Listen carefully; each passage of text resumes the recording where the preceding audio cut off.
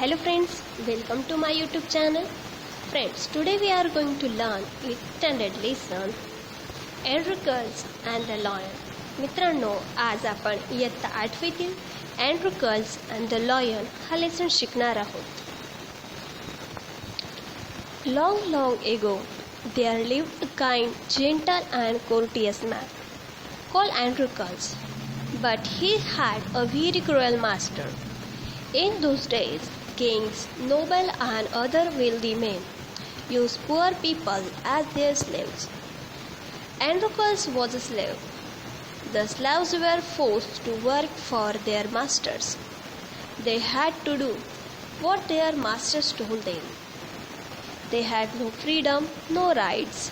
Even when they were unhappy with their master, they could not leave him. They were bound by law to obey their master, however wicked he might be. फार वर्षापूर्वी Androcles नावाचा एक दयाळू, सभ्य आणि प्रामाणिक माणूस होता, पण त्याचा मालक क्रूर होता. त्या काळी राजे, उच्चकुलीन आणि इतर श्रीमंत लोक गरीब लोकांना गुलाम म्हणून वागवत. अँड्रोकल्स हा सुद्धा एक गुलाम होता. गुलामांना सक्तीने त्यांच्या मालकासाठी काम करावे लागेल. त्यांच्या मालकाने सांगितलेले काम त्यांना करावेच लागेल. त्यांना स्वातंत्र्य, अधिकार नव्हता. जरी ते दुःखी असले तरी ते त्यांना सोडून जाऊ शकत नव्हते. त्यांचे मालक कितीही क्रूर असले तरी ते त्यांच्या कायद्याने बांधलेले होते. Androcles did not like his heartless, wicked master. His master starved his slaves and often whipped them. Androcles felt that even death was better than serving such a master. He kept looking out for a good opportunity.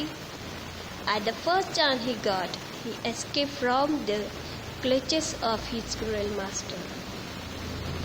अँड्रोकल्सला त्याचा निष्ठुर, क्रूर मालक आवडत नव्हता. त्याचा मालक त्याच्या गुलामांना उपाशी ठेवी आणि अनेकदा मारझोड पण करीत असे.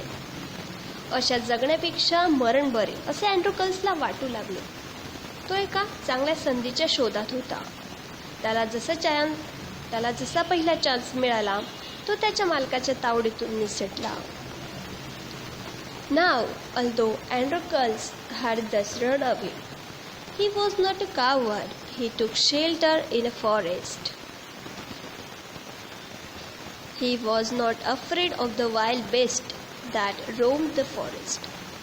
He did not mind that he had no roof over his head. He was happy that he was free as a bird to go wherever he wished. आता तो जरी तिथून पळाला होता तरी तो भित्रण होता. त्याने जंगलात आसरा घेतला. जंगलात फिरणाऱ्या जंगली प्राण्यांनाही तो घाबरत नव्हता. आपल्या डोक्यावर छत नाही याची त्याला खंत पर्वा नव्हती. तो आनंदी होता. पक्षाप्रमाणे तो त्याची इच्छा असेल तिथं फिरत होता. One day, as he was wandering in the forest, he was suddenly come face to face with a lion. His first reaction was to run and flee. But then he saw that the lion had not moved on seeing him. It neither growled nor roared. In fact, it looked at him viciously as if it was in great pain. एके दिवशी जंगलात फिरत असताना त्याचा सामना सिंहाशी झाला. पहिल्यांदा त्याला वाटले पळून जावे, पण त्याने बघितले की तो सिंह त्याला बघून हलत नव्हता, गुरगुरत पण नव्हता, ना त्याने गर्जना केली. खरे तर त्याच्याकडे तो कळवळून पाहत होता, जसे की तो एका मोठ्या त्रासामध्ये आहे. Androcles paused. Then he moved very cautiously toward the lion, step by step. The lion moaned and whimpered. Please help me, its eyes seemed to say. Androcles थांबला तेव्हा तो खूप काळजीपूर्वक स्टेप बाय स्टेप वळला. सिंह अजूनच कणत होता. त्याच्या डोळ्यातून भासत होते जणू तो म्हणतोय की माझी मदत करा. When Androcles drew near, the lion roared. lowered its head and began to lick its paw. Then Androcles saw that the lion's paw was bounded, sore and swollen. जेव्हा अँड्रोकल्स जवळ आला त्याने मान खाली घातली होती आणि त्याचा पंजा चाटायला लागला होता. अँड्रोकल्सने त्याचा तो जखमी पाय, घायाळ आणि सुजलेला पाय बघितला. On a closer look, Androcles noticed that a big thorn had pierced one of the lion's toe. So this is the cause of the lion's distress, thought Androcles. त्याने अगदी जवळून बघितलं की एक मोठा काटा सिंहाच्या बोटात रुतला होता. अँड्रोकल्सने विचार केला की हेच कारण आहे सिंहाच्या त्रासाचं. Summoning up all the courage, Androcles stretched his hand slowly toward the injured paw. He was afraid that the lion would attack him if he touched its swollen paw. But the lion seemed to understand his good intention. सारं धैर्य एकवटून अँड्रोकल्सने सिंहाच्या जखमी पायाकडे हात पुढे केला. तो घाबरलेला होता की सिंहाच्या सुजलेल्या पायास हात लावल्यास तो अटॅक करेल, पण त्याचं चांगलं इंटेन्शन पाहून त्याच्या लक्षात आल्याचं भासत होतं.